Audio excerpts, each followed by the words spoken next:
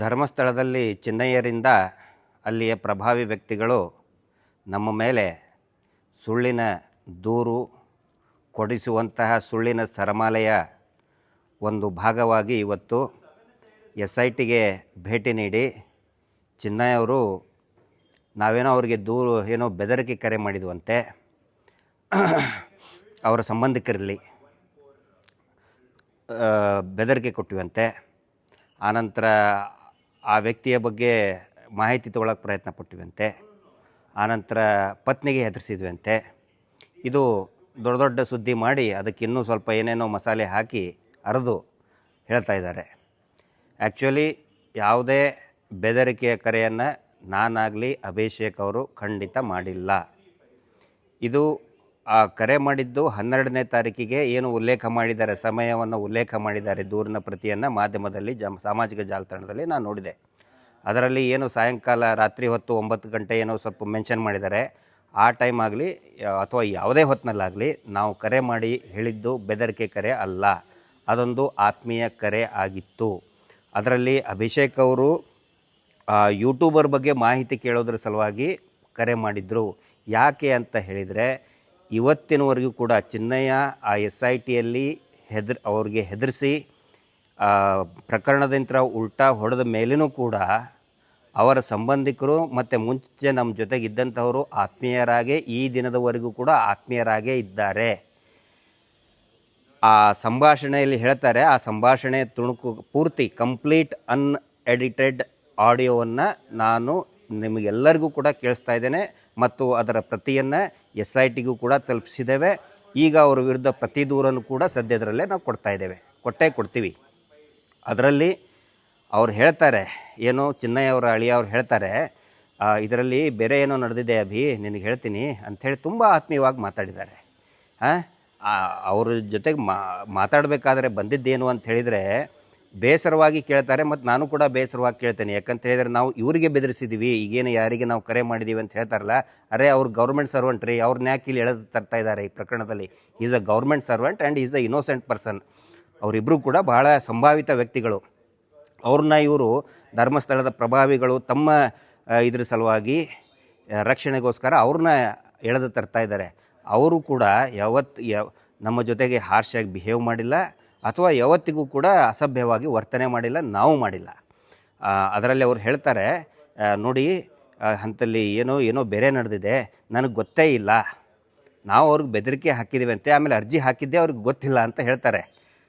ಆನಂತರ ಇದೆಲ್ಲ ಸುಳ್ಳಣ್ಣ ಇದು ಅಂತ ನನ್ನ ಮುಂದೆ ಹೇಳ್ತಾನೆ, ಇದೆಲ್ಲ ಸುಳ್ಳು ಹೇಳೋಕ್ಕೆ ಕೊಡ್ತಾ ಇದ್ದಾರೆ ಅಂಥೇಳಿ ಅವರ ಇನ್ನೊಬ್ಬ ಸಂಬಂಧಿಕ ಅವ್ರ ಬಗ್ಗೆ ಅರ್ಜಿ ರಿಟ್ ಪಿಟಿಷನಲ್ಲಿ ಕೂಡ ಉಲ್ಲೇಖ ಇದೆ. ಅವರು ಹೇಳ್ತಾರೆ, ಅಣ್ಣ ಇದರಲ್ಲಿ ಆ ಥರ ಎಲ್ಲ ಸುಳ್ಳು ಹೇಳಿದ್ದಾರೆ ಅಂತಲೂ ಕೂಡ ಹೇಳ್ತಾ ಇದ್ದಾರೆ. ಅದರ ಆಡಿಯೋವನ್ನು ಕೂಡ ನಾನು ಈಗ ಪಬ್ಲಿಕ್ ಡಾಕ್ಯುಮೆಂಟಲ್ಲಿ ಬಿಡ್ತಾ ಇದ್ದೇನೆ. ಯಾಕಂದರೆ ಸತ್ಯ ಏನನ್ನೋದು ಜನಕ್ಕೆ ಗೊತ್ತಾಗಬೇಕು. ಇವರು ಬರೀ ಹಾಗೆ ಸುಳ್ಳು ಹೇಳಿ ಪ್ರಕರಣವನ್ನು ಯಾವ ರೀತಿ ತಿರುಗಿಸ್ತಾ ಇದ್ದಾರೆ ಅನ್ನೋದು ಪೊಲೀಸ್ ಇಲಾಖೆಗೂ ಕೂಡ ಗೊತ್ತಾಗಲಿ, SITಗೂ ಕೂಡ ಗೊತ್ತಾಗಲಿ, ಸರ್ಕಾರಕ್ಕೂ ಕೂಡ ಗೊತ್ತಾಗಲಿ. ನಾವು ಯಾರಿಗೂ ಕೂಡ ಬೆದರಿಕೆ ಅಂತ ಕೊಡುವಂಥ ವ್ಯಕ್ತಿಗಳು ನಾವಲ್ಲ. ಅದರಲ್ಲಿ ಅವರು ಹೆಂಡತಿಗೆ ಬೆದರಿಕೆ ಕೊಟ್ಟುವಂತೆ ಆ ಥರ ಕೆಲಸವನ್ನು ನಾವು ಯಾವತ್ತೂ ಮಾಡಿಲ್ಲ, ಮಾಡೋದೂ ಇಲ್ಲ. ದಯವಿಟ್ಟು ಎಲ್ಲರೂ ಕೂಡ ಈ ಆಡಿಯೋನ ಕೇಳಿಸಿದರೆ ಗೊತ್ತಾಗುತ್ತೆ ಎಲ್ರಿಗೂ ಕೂಡ ಇದು ಬೆದರಿಕೆ ಕರೆನೋ ಅಥವಾ ಆತ್ಮೀಯ ಸಂಭಾಷಣೆನೋ. ನೀವೇ ತೀರ್ಮಾನ ಮಾಡಿ. ನಮಸ್ತೆ.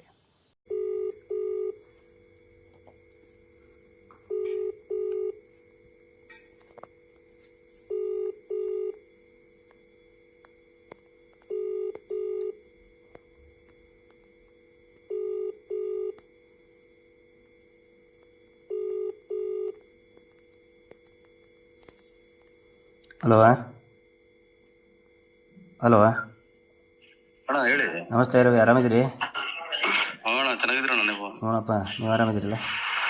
ಹಾಂ ಚೆನ್ನಾಗಿದ್ದೀನಿ. ಮತ್ತೆ ಏನು ನಡೀತಾ ಇದೆ? ಎಲ್ಲಿ ಮದ್ದೂರಲ್ಲಿ ಇದ್ದೀರಾ? ಊರಲ್ಲಿ ಇಲ್ಲ ಅಣ್ಣ, ಇದರಲ್ಲಿದ್ದೆ ಅಣ್ಣ, ಒಂಚೂರು ಹಲಗೂರು ಕೆಲ್ಸಕ್ಕೆ ಜಾಯ್ನ್ ಆಗಿದ್ದೀರಾ? ಹ್ಞೂ ಅಣ್ಣ, ಕೆಲಸದಕ್ಕೆ ಹಲಗೂರು. ಏನು TV ನೋಡಿದ್ರಾ? ಹೌದಣ್ಣ, ಅದೇನತ್ರ ರಿಟರ್ನ್ ಹಂಗೆ ಅಂತಂದ್ರು ನಮ್ಮ ಮನೆಯವ್ರು ಏನೇನೋ ಚಾನಲ್ ಇದು ಮಾಡ್ತಾವ್ರೆ ಅಂತ. ಹಾಂ, ಅದು ಏನದು ಹಂಗೆ ಯಾಕೆ? ಇದೇನೋ ಗೊತ್ತಿಲ್ಲ ಅಣ್ಣ ನನಗೂ. ನಿಮ್ಮನ್ನೇನಾದ್ರು ಕೇಳಿದ್ರೆ ಅವರು ಕಾಂಟ್ಯಾಕ್ಟಲ್ಲಿ ಇದ್ದಾರಾ? ಇಲ್ಲ ಅಣ್ಣ, ಫೋನು ಏನೋ ಮಾಡ್ತಾನ. ನನಗೆ ಏನು ಬೇಜಾರಾಗಿದ್ದು ಗೊತ್ತಾ? ಹಾ ಅಣ್ಣ. ಅದರಲ್ಲಿ ಯಾರ ಪುರುಷೋತ್ತಮ ಅವ್ರಿಗೆ ಪಾಪ ಎಷ್ಟು ಚೆನ್ನಾಗಿ ಅಣ್ತಂಬ್ರಿಗೆ ಇವನು ಚಿನ್ನಯ್ಯನಿಗೂ ಎಷ್ಟು ಚೆನ್ನಾಗಿ ನೋಡಿಕೊಂಡು ಇದನ್ನು ಮಾಡಿ, ಹ್ಞೂ ಆಮೇಲೆ ಯಾರು ಪುರುಷೋತ್ತಮ ಮತ್ತು ನಿಮ್ಮದು ಹಾಕಿದ್ದಾರೆ ಅದರಲ್ಲಿ, ನಿಮಗೆ ಹೆದರಿಕೆ ಹಾಕಿದೆ ಅಂತೇಳಿ. ಈ ಸ್ಟೇಟ್ಮೆಂಟ್ ಇದ್ರ ಕೋರ್ಟಿಗೆ ಹೋಗ್ಬೇಕಾದ್ರೆ ನಿಮ್ಗೆ ಯಾರು ಕರೆಸಿದ್ರಾ? ಇಲ್ಲಲ್ಲ, ಇಲ್ಲ ಅಣ್ಣ, ನಾನು ಯಾರು ಏನು ಕರೆಸಿಲ್ಲ. ಕರ್ಸಿಲ್ಲ ಅಣ್ಣ. ಮತ್ತು ನೋಡಿ ಆ ಪುರುಷೋತ್ತಮಗೂ ನಾನು ಪಾಪ ಅವ್ರಿಗೆ ಎಷ್ಟು ಚೆನ್ನಾಗಿ ಮಾತಾಡ್ತಾರೆ ಅವರು. ಇವತ್ತಿಗೂ ಫೋನ್ ಮಾಡಿದರೆ ಚೆನ್ನಾಗಿ ಮಾತಾಡ್ತಾರೆ ಅವರು. ಹ್ಞೂ ಅಣ್ಣ. ಹಾಂ, ಎಲ್ಲ ಮಾಡಿ ಹಾಂ ಹೆದರಿಕೆ ಹಾಕಿದೆ. ಏನಾಯ್ತಣ್ಣ? ಅದೇನು ಅಂತ ನನಗೂ ಗೊತ್ತಿಲ್ಲ ಅಣ್ಣ. ಏನಾಯ್ತಣ್ಣ ಅದು? ತನಿಖೆ ನಡೀತಾ ಇದೆ, ನಡೆಯಕ್ಕೆ ಬಿಡಬೇಕು. ಹೌದಣ್ಣ. ಹಾಂ, ಅದನ್ನು ಬಿಟ್ಟು ನಡಬರ್ಕೆ ಹೋಗಿ ಪಾಪ ನನಗೆ ಚಿನ್ನಯ್ಯರ ಬಗ್ಗೆ ಏನು ಇದನ್ನಿಲ್ಲ, ಬೇಜಾರಿಲ್ಲ, ಅವ್ರಿಗೆ ಎದುರಿಸಿರ್ತಾರೆ ಅಷ್ಟೇ. ಅದನ್ನು ಮಾಡಿ ಇದನ್ನು ಹಾಂ, ಹೌದಲ್ಲ? ಹೌದಣ್ಣ. ಹಾಂ, ಅದು ಸುಮ್ಮನೆ ಹಾಗೆ ಹೀಗೆ ಕೋರ್ಟಲ್ಲಿ ನನಗೆ ಏನಿಲ್ಲ, ಅವ್ರದ್ದು ಸುಳ್ಳು ಹೇಳ್ತಾರೆ, ಅದು ಎಲ್ರಿಗೂ ಗೊತ್ತೈತೆ. ನಾನು ನಿಮಗೆ ಮತ್ತು ಪುರುಷೋತ್ತಮಗೆ ಹೆದರಿಕೆ ಹಾಕಿದ್ವಂತೆ, ಮೈಂಡ್ ಸೆಟ್ರ್ ನಿಮಗೆ ನಾವು ಹಾಕಿದ್ವಿ ಅಂತ ಸ್ಟೇಟ್ಮೆಂಟಲ್ಲಿ ಐತೆ. ಅವು ಬೇಜಾರಾಯ್ತು ನಮಗೆ. ಅಲ್ಲ, ನಿಮ್ಮನ್ನೇನು ಕರೆಸಿದ್ರ ಅಲ್ಲಿ? ಇಲ್ಲಣ್ಣ, ಏನು ಕರೆಸಿಲ್ಲ ಅಲ್ಲ?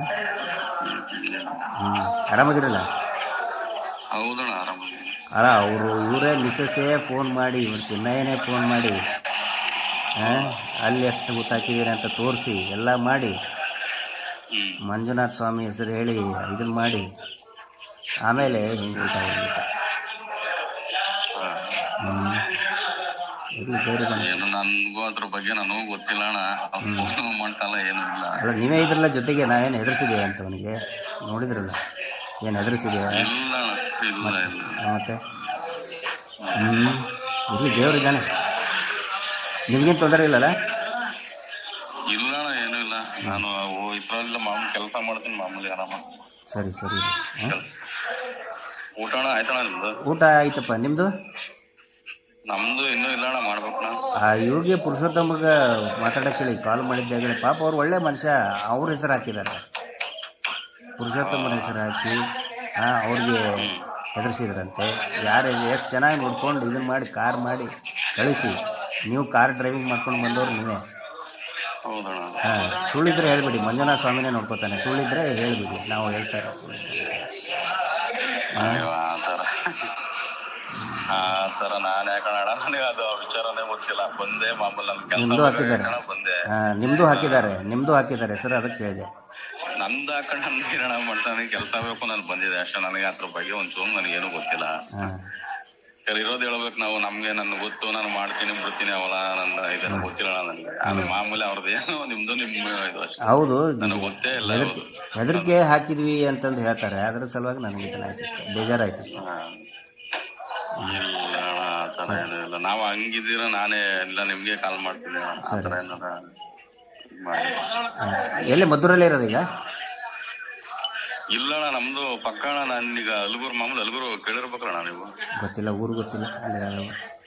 ಅಲ್ಗೂರು ಅಲ್ಲಿ ಕೆಲಸ ಮಾಡ್ತಾ ಇರೋಣ. ಆಯ್ತು, ಆರಾಮಾಗಿರಿ, ಚೆನ್ನಾಗಿರಿ. ಕೇಳಿದೆ ಅಂತ ಹೇಳಿ, ಮನೆ ಎಲ್ಲರೂ ಕೇಳಿದೆ ಅಂತ. ಹಾಂ, ಸರಿ ಅಣ್ಣ, ಹೇಳ್ತೀನಿ. ಲಾಸ್ಟ್ ಟೈಮ್ ಮಾಡಿದಾಗ ನಿಮ್ಮ ಮನೆಯವ್ರು ಇರ್ತಿದ್ರು, ಅಕ್ಕ ಇರ್ತಿದ್ಲು. ಸರಿ ಅಣ್ಣ, ಕೇಳಿದ್ರೆ ಅಂತ ಹೇಳಿಲ್ಲ. ಹಾಂ, ಸರಿ ಅಣ್ಣ. ಓಕೆ ಓಕೆ, ನಮಸ್ತೆ.